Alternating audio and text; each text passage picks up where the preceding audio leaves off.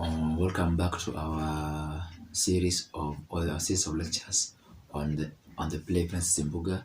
So the last time we looked at the last class we looked at the synopsis, we looked at the introduction, we looked at the setting of the play, and also we looked at the author.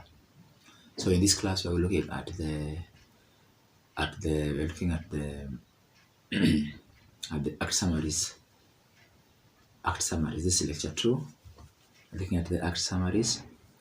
So scene 1, act 1, scene 1. The scene is at a grave surrounded by dry thorny branches.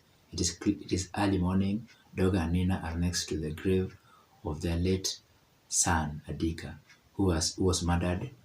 Doga suspects that their son's murder still lives among them.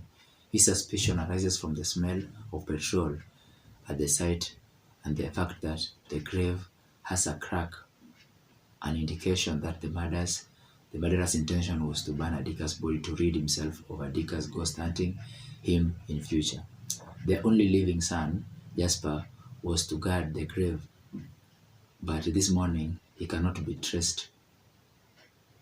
Nina is fearful for her son, who according to them is not on sound mind. Her fears are heightened when she is made to notice that there seems to have been a struggle at the grave. Doga wants to cover up the crack in the grave so that the shaving ceremony planned to take place later in the day goes on, but Nina will hear none of this. After much persuasion from the husband, she gives in and goes for soil to cover up the crack. From Doga's speech, we hear that Adika was shot 4 times during a demonstration by Kafira University students who were protesting that most of the Kafira University lecturers are expatriates. During Adika's burial, his brother Jasper was taken away by government agents for being a threat to peace-loving people, and after returning 3 months later, he is never the same again. Jasper enters dressed in a red gown. He is obviously disturbed by his brother's death. He is seen addressing his dead brother.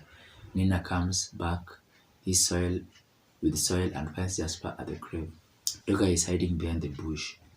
She tells Jasper to go and remove the red gown as the shaving ceremony was about to start. Jasper tells his mother that he cannot put on a clean shirt after the murder and proceeds to show his parents the crack where he threw the person he murdered, but all this time they think he is mad. Nina even innocently and ignorantly tells him to go and confess the act. Jasper has killed Chagaga, the person who is suspected to have killed Adika, his brother, and thrown his body in the river, but Doga and Nina think is mad. The couple's prayerful mood is interrupted by Jerry and Mulili, who inform them that the ceremony has been cancelled to their utter disappointment. They also inform the couple that Jasper has killed Chagaga and confesses the crime. The two order the couple to leave the graves as it no longer belongs to them. Jerry tries to persuade Mulili to allow Doga and Nina to conduct the ceremony, but Mulili will hear none of this, despite the fact that Jerry had helped hide Mulili's secret when he allowed Mustafa, an inmate, to escape. Mulili is Boss' head of state cousin, and since he has been promised a reward for being loyal to Boss, he does not wish to disappoint Boss. Mulili even threatens Jerry that should he allow the ceremony to take place, he, Mulili, will not keep quiet before they leave the stage. They are involved in a violent confrontation where Jerry shoots at Mulili, who dives off stage. So, at the end of this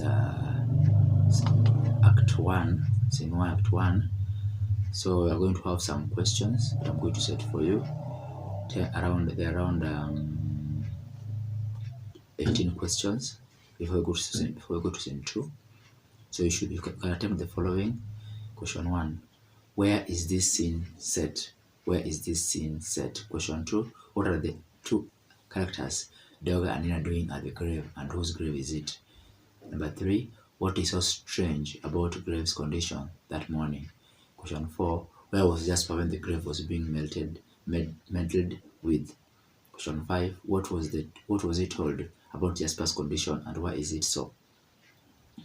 Next, question 6. Who killed Adika, and what is his relationship with the sub-chief?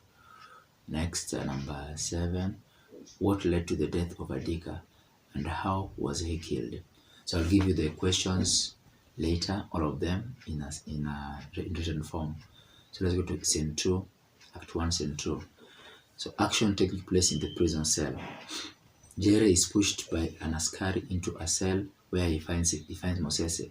Askari is fed up with Jerry's inquisitive nature. He tells him that he is mad and that his inquisitive nature will not be entertained in prison, and that it will make his life unbearable.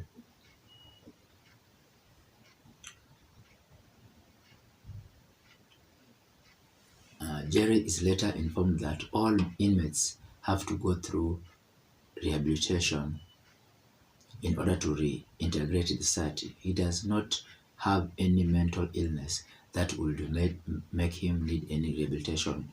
Therefore, he sarcastically tells Askari that he is truly grateful and that he didn't know they took such pains. It is apparent that Mosese has decided to remain silent because silence can as well be a weapon, but should be so. The prison authorities will demand an explanation as to what he is keeping quiet about. It is not surprising that the prison authorities do not entertain prisoners taking questions.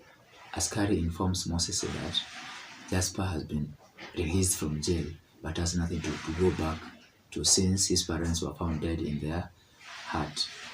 When Jerry and Moses are left alone, Jerry informs Moses of the events of the previous night where he and his cellmate decided to play. So that is the end of this lecture. We're going to continue in the next lecture on the same scene 2. See you then. Bye for now.